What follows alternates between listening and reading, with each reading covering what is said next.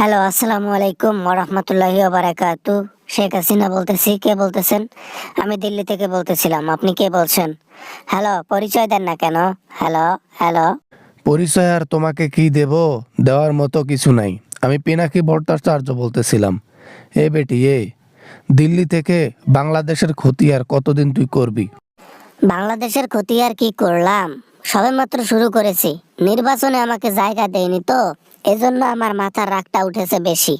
এখন কি আর করার? সহ্য করে নাও দেশের লোক। তোমার উপর একবার দেশের মানুষ কিন্তু ক্ষেপে গিয়েছিল, আর ওই সেই ক্ষেপে যাওয়াতে কিন্তু তোমাকে পিছনে লাথি দিয়ে বের করে দিছে, মনে আছে সেদিনের কথা? এবার ক্ষেপলে খবর কাছে কিন্তু। তখন আমি বাংলাদেশে ছিলাম, আর এখন আমি দিল্লিতে আছি। আমার উপর এরকম করে জনগণ আর লাফায় উঠতে পারবে না। এখন দিল্লিতে আছি, পাওয়ারফুল জায়গার মধ্যে, কেউ আসতে পারবে না। কতদিন আর ওখানে থাকবা? 1 বছর, 2 বছর, 3 বছর, 4 বছর?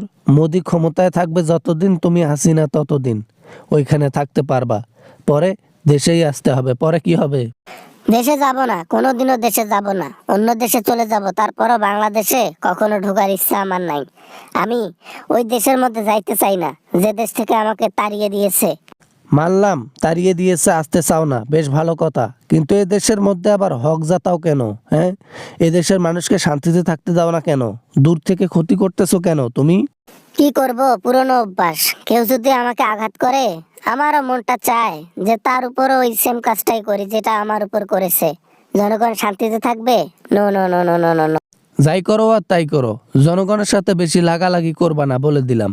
আর বেশি লাগালাগি করলে দিল্লি থেকে দেখবা যে বাংলাদেশের জনগণ তোমাকে টেনে এনে পাকু মেরেছে।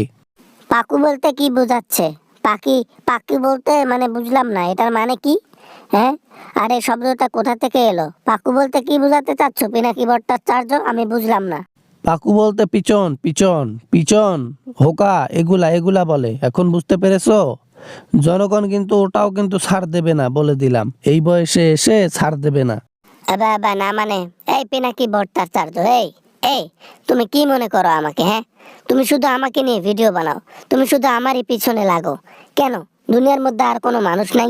দুনিয়ার মধ্যে হাজার হাজার কোটি মানুষ আছে, কিন্তু সবচাইতে খারাপ মানুষের পেছনে লাগার অভ্যাস হচ্ছে আমার। আর তার মধ্যে টপ লিস্টে থাকবে তুমি, তাই তোমার পিছন ছাড়তে পারি না। থাকো থাকো, সমস্যা নাই।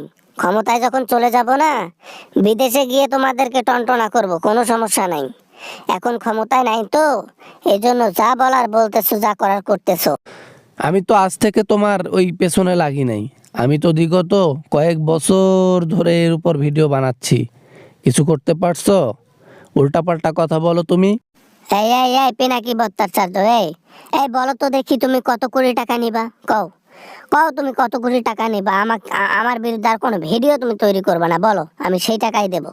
টাকা পয়সা নিয়ে যদি মুখ বন্ধ করারই হতো, হায় রে আওয়ামী লীগ ক্ষমতায় থাকতে বস্তায় বস্তায় তোমাদের কাছে টাকা নিয়ে নিজের মুখ বন্ধ করে দিতাম, কিন্তু সেটা আমি করি নাই। কারণ আমি সবসময় চেয়েছি দেশের ভালো করতে, দেশের মানুষের ভালো করতে, সত্যটা মানুষের সামনে এনে দিতে। এটাই আমার হ্যাবিট, এটাই আমার কাজ, এটাই আমার প্রফেশন। আবে আবে আবে, না মানে, তার মানে তুমি আমাদের মৃত্যু পর্যন্ত আমাদেরকে ছাড় দেবে না? বুঝছি, বুঝছি, বুঝছি। এ জীবন তুমি তেজপাতা করে দিবা। শুধু শুধু কি তেজপাতা?